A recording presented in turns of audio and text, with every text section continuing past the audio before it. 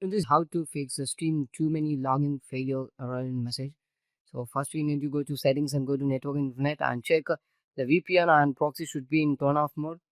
If you are using VPN, you can turn off, and if you are not using VPN, you can check it, but I don't know how it's working. And proxy should be in turn off mode. You need to check and verify it. This setting should be in turn off. After that, you need to come back and click the right click the Steam application and click open file location. And in this open file location, you need to go for config, and you need to delete two things: login user and config VDF. This should be in delete. PDF, these two files should be in delete. And after that, you can come and open the Steam application. This time you can check, you can log in and you can go inside. So once this method is working or not, you can check. If it's not working, then go with second method. First, you need to go to settings and go with the network and internet setting, and go to advanced network setting and go to network reset, and you need to reset the network.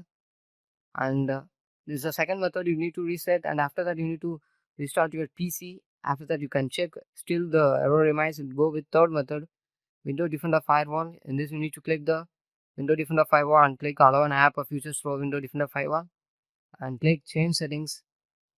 In this you need to check for Steam application. If Steam application is there, it should be in a private and public mode. Ensure it. If it's not Steam application is not there, means you need to go allow an app and yes, click this icon, allow another app and browse it, and make sure this window defender firewall need the Steam. So for this easy method, open file location and copy the address of the Steam and click browse and paste the address here.